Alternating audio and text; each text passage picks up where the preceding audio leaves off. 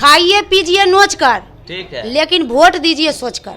क्या? अच्छे कामों में कदम बढ़ाइए, हम गलत का बढ़ावा नहीं देंगे। जब सारे व्यक्तियों का सहयोग मिलता है तो आत्मबल बढ़ जाता खुद ब है, खुद आ जाता है है। महिलाओं से हम यही कहेंगे कि वह जो भी काम हो मजबूती से करे, कभी हिचके नहीं, कोई डर, कोई संशय, कोई भय नहीं। इससे जुड़े हुए हैं, परिवार में रहते हैं, समाज में रहते हैं, उस चीज को देखते हुए चलना पड़ता है। जी नमस्कार, स्वागत है आपका। मैं हूं अविनाश भट्ट, आप देख रहे हैं द न्यूज़ हॉल्ट।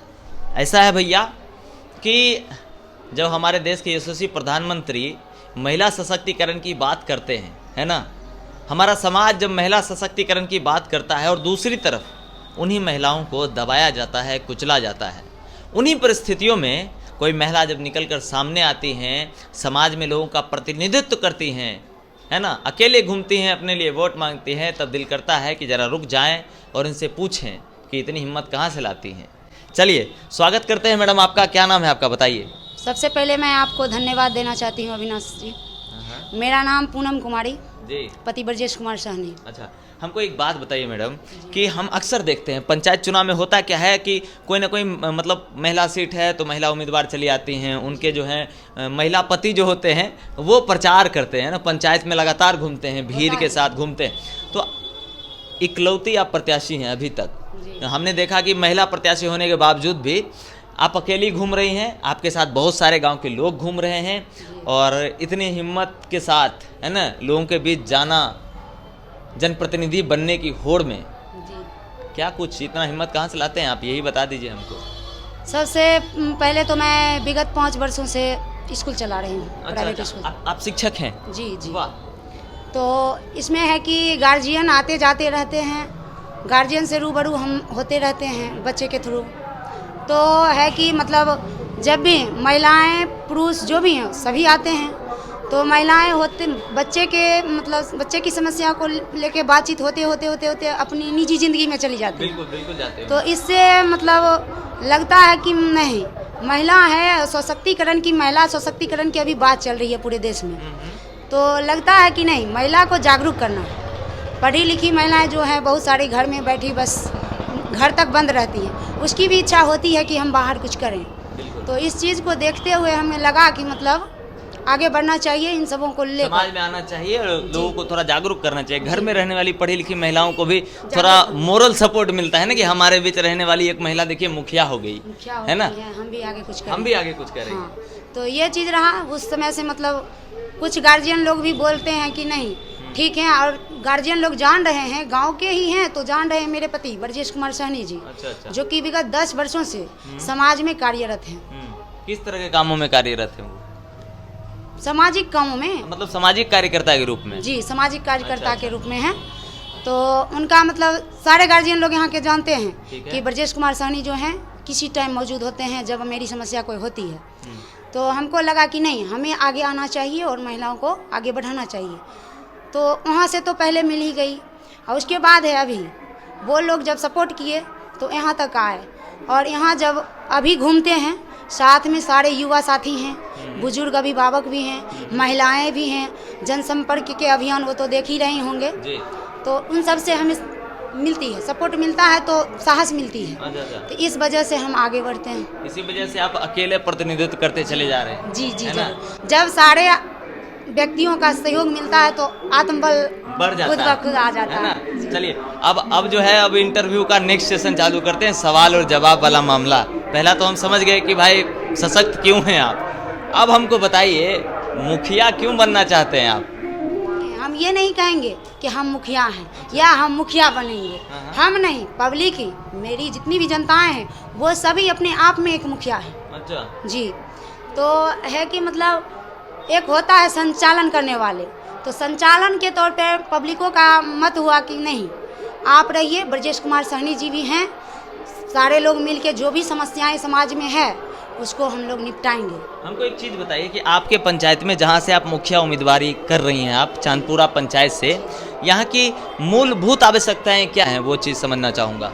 यहाँ तो बहुत सारी समस्याएं, अच्छा। उसको तो हम गिना नहीं सकते हैं, और ना ही पर्सनली 2-3 पॉइंट में बोल सकते हैं। अच्छा। समस्याएं क्योंकि अधिक है, उसको बोला नहीं जा सकता। मोरली हम लोग बोल सकते हैं कि स्वास्थ्य की व्यवस्था नहीं है, रोजगार की व्यवस्था नहीं है, सड़क नहीं है, नाला नहीं है, नल कल जो भी है, तो इस सब में से क्या क्या इशू है जो एक साधारण तबके के लोगों तक अभी तक नहीं पहुंच पाया? सबसे पहली है, गांव हो देश हो जो भी हो, उसका भविष्य है शिक्षा। हाँ बिल्कुल। शिक्षा को यदि हम नहीं आगे बढ़ाते हैं तो मेरा भविष्य आगे नहीं बढ़ेगा। और यही चीज़ है, गांव में ढेर सारे शैक्षणिक संस्थान भी हैं, शिक्षा के क्षेत्र में आगे भी, लेकिन उसका जो सिस्टम है वो सारा का सारा गड़बड़ है। बच्चे इंटर BA ये सब कर लेते हैं, मैट्रिक नाम तक नहीं लिखने आता है, ग्रेजुएशन करके नाम भी लिखने नहीं नहीं आता है। अच्छा। उससे कोई चीज़ पूछिए तो खुल के बता नहीं सकता है। शिक्षा का ये स्तर हो गया है। दुर्भाग्यपूर्ण स्थिति है जी, तो इस चीज़ को देखते हुए मतलब है कि अब काफी एकदम मतलब एक कहते हैं ना, हमारे दर्शक भी देख रहे हैं कि मुखिया प्रतिनिधि किस तरीके से बार बार मतलब सारी ऐसे कर रहे हैं। ये संस्कार है भैया, ऐसा है ना, ये संस्कार है। ये हम भी संस्कृति से जुड़े हुए हैं ना। हम कभी नहीं, मैंने ऐसा कभी नहीं कहा कि आप संस्कृति से नहीं से जुड़े हुए हैं, परिवार में रहते हैं, समाज में रहते हैं, उस चीज़ को देखते हुए चलना पड़ता है। तो इसलिए थोड़ा ये सब चीज़ को देखते हुए चलना आगे भी पड़ेगा, है ना, क्योंकि यही कल्चर है हमारा, कल्चर है तो इसको निभाना पड़ेगा ना। तो इसी को लेके चलिए अगला सवाल आपसे है कि अगर आपको आपके पंचायत की जनता जनादेश देती है, आपको जिताकर मुखिया बनाती है, तो किस तरह के कामों को आप सबसे पहली प्राथमिकता देंगी? प्राथमिकता देने के लिए तो बहुत कुछ है, उसमें हम किसी को छोटा या बड़ा नहीं कर सकते। अच्छा। सभी बराबर हैं। फिर भी कुछ मेरे पास मैनिफेस्टो है। अच्छा। जिसको आप दिखा सकते हैं दर्शकों को। अच्छा, मतलब फिर भी मैनिफेस्टो में से भी कुछ कुछ बोल दीजिए जो आपको याद हो। जैसे शिक्षा को लेके हुआ, हाँ। उसमें सुधार लाना। जी। सभी जगह सरकारी स्कूलें हैं, उसमें कहीं कुछ नहीं है। बच्चे रोज पूरा स्कूल भरा रहता है, लेकिन शिक्षा का कहीं कोई नाम नहीं है। खिचड़ी खाने के लिए सिर्फ जाते हो? खिचड़ी तो भी बंद है, चावल मिलता है ना, अटेंडेंस पूरा कीजिए चावल मिलेगा, नहीं कीजिएगा नहीं मिलेगा। ये देख रहे हैं, क्योंकि हम भी स्कूल चलाते हैं तो बच्चे एब्सेंट होते हैं इसी चीज़ को लेके। अगर स्कूल हम अटेंडेंस नहीं पूरा करते हैं तो हमें चावल नहीं मिलेगा। अच्छा। रुपया नहीं आएगा अकाउंट पे, ड्रेस का रुपया नहीं मिलेगा।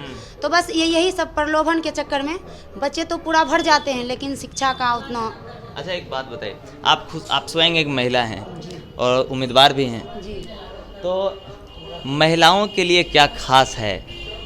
महिलाओं के लिए हम यही कहेंगे, हाँ, क्योंकि हमारे माध्यम से ना आपके पंचायत के मतलब जो वोटर है ना, और जो लोग आपसे प्यार स्नेह करते हैं वो तमाम लोग देख रहे हैं, महिलाएं भी देख रही होंगी घर में बैठ के, भले वो आपके साथ रोड पे नहीं रोड शो कर सकती हैं, मगर घर में बैठ के मोबाइल में आपका इंटरव्यू जरूर देख सकती हैं। तो उनके लिए क्या खास है, ये जानना चाहेंगे वो लोग। महिलाओं से हम यही कहेंगे कि वह जो भी काम हो मजबूती से करे, कभी हिचके नहीं, कोई डर कोई संशय कोई भय नहीं, निर्भीक होके करे। हाँ, उस पर पारिवारिक दबाव हो सकता है। अब किसी काम को करने, ये नहीं कहते हैं कि गलत काम कीजिए, अच्छे कामों में कदम बढ़ाइए, हम गलत का बढ़ावा नहीं देंगे। और ख़ास करके वैसी महिलाएं जो मतलब निम्न तबके की है, जिनके घर वाले रोज़ नशा करते हैं, तो उस नशा वाली चीज़ को हम मुक्त देखना चाहते हैं। आपसे कहिए, अगर नहीं होता है तो समाज में हम लोग हैं, सामाजिक दबाव उस पर दिया जाएगा। बिल्कुल। इस चीज़ से समाज में हम नशा मुक्त करेंगे। जब मिलते हैं लोगों से गांव में, समाज में, पंचायत में, उनका कैसा रिस्पांस आपको मिलता है?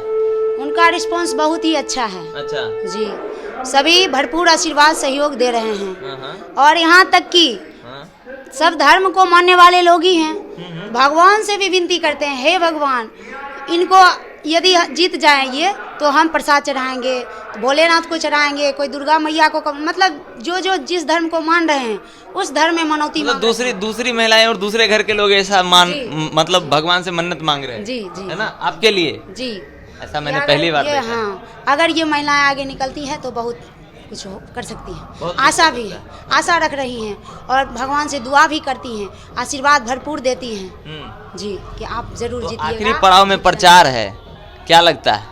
ये उम्मीद है कि जनता हमको जीत दिलाएगी, जनता की जीत होगी। जनता की जीत होगी जी। तो ऐसा है, आखिरी बार हमारे कैमरे में देखिए, आपके दर्शक, आपके मतदाता सब लोग आपको देख रहे हैं, और एक अपील करिए, है ना, अपना चुनाव चिन्ह, और आखिरी अपील क्या है आपकी पंचायत की जनता के लिए आपके तरफ से कि वो 15 तारीख को आपको मतदान दे, ऐसा क्या आप कहें उनसे, हमारे कैमरा में देख के बोल दीजिए, सब लोग आपको सुन रहे हैं। मैं पूनम कुमारी भाभी मुखिया प्रत्याशी ग्राम पंचायत राज चांदपुरा की हूँ।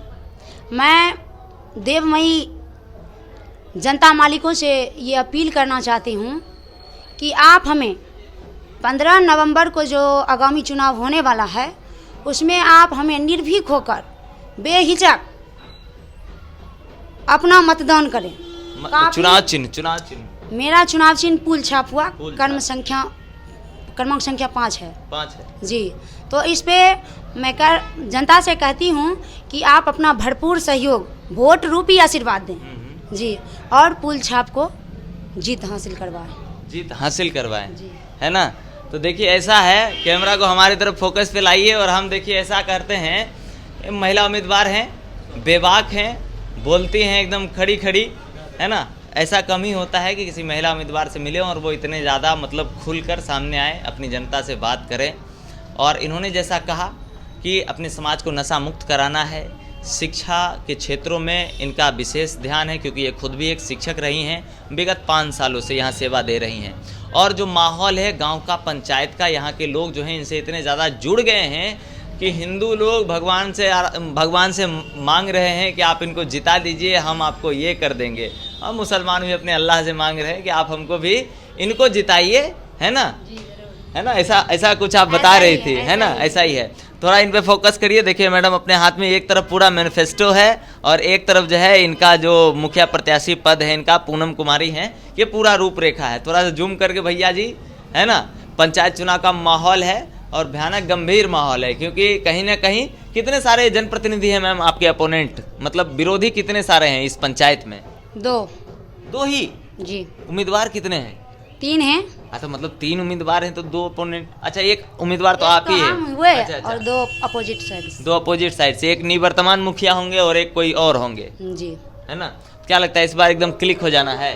जी एकदम। हाँ? एकदम जनता उखाड़ फेंकेगी है ना जी। मतलब जो काम करेगा वही मुखिया बनेगा जी। हाँ? जनता वही परिवर्तन चाह रही है ना, जो आगे जनता चाह रही है परिवर्तन हो, वैसे युवा या प्रतिनिधि आए समाज में जो समाज को आगे बढ़ाने का काम करे। अभी तक जो प्रतिनिधि थे समाज को लूटने का काम करे, समाज को दहशत में लाने का काम करे, ऐसा कुछ नहीं। जनता तो चाहती है मेरा प्रतिनिधि ऐसा हो जो हमें खुल के बात कर सके, कोई अधिकार हमको हमें बिना निःशुल्क दे सके, जिनके पास कभी भी बेबाक जा सके, किसी भी काम के लिए उनको बोल सके, कुछ बोल सके। जनता तो वही चाह रही है ना। इससे पहले वाले जो जनप्रतिनिधि इतने सालों से कोई ना कोई तो होंगे जी, उनके कामों को लेकर क्या कहेंगी आप?